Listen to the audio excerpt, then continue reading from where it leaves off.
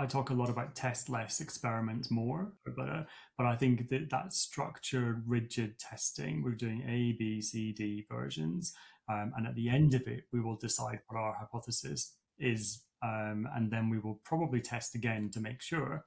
I just don't see anyone with the time or the bandwidth to do that. Hmm.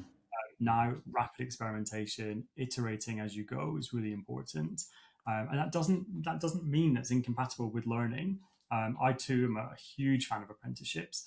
I'm a big believer that billionaires shouldn't exist, but if I were to be one, I would want to be the Carnegie of apprenticeships and revolutionize that on a universal level. I think it's incredibly important. University is not dead. However, it's increasingly changed from a relevancy perspective. And what I'd love to see now is a switch to rapid experimentation led learning, where you do very intense 1 year long programs, you learn a deep topic, and then you very quickly can put your skills to test as well. And I Yeah. think that's how we need to think of work and consulting and advisory and everything that we do.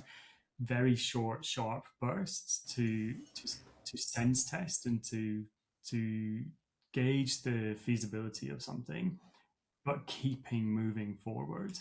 And that parallelization model of doing multiple things at once, knowing that some will not succeed, but setting yourself up so that even when you fail, you're failing very small, you're failing in an iterative way, I think is really important. Um, I talk a lot about this when I write on my Substack, and it's always the most popular article. The future of work, or how we're Yeah. going to teach people new skills.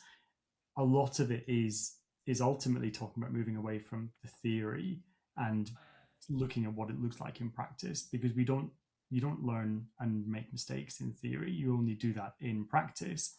I'm really fascinated on your side. You're doing this with clients, and you talk about controlled replacement, and I think that's really interesting, because you could teach that. I can imagine going to a lecture or a seminar about controlled replacement, but actually, until you live it in a live environment, I'm not sure people really understand the opportunities that that kind of working brings. I'd love to hear more about it. Well, you know, it makes me think about a comment you made earlier around kind of one person teams, and that is completely possible. We do that for our own internal products that we build for ourselves. Using less SaaS software as a bootstrap entrepreneur is always a great idea. But we have all of these feedback rounds internally, and just because it's possible, though, that is something that I, as an owner, have kind of taken a stance on. Um, it's really important to me because of a lot of the things you said. I really like how they were articulated. I'm going to borrow some of that, but especially for the university model, because so many folks like you and I have really benefited from that without maybe recognizing at the time what it really was and was doing, and how much it would truly pay off in the future. I mean, my apprenticeship through my career, just as an organic flow, has probably been more valuable than my university time, which is not to say that my university was not invaluable. It set me up for that critical thinking and to be able to experiment. But boy, I wouldn't trade that apprenticeship time for anything. Yeah. At Sightglass, we intentionally take a model where we really don't staff a one person engagement.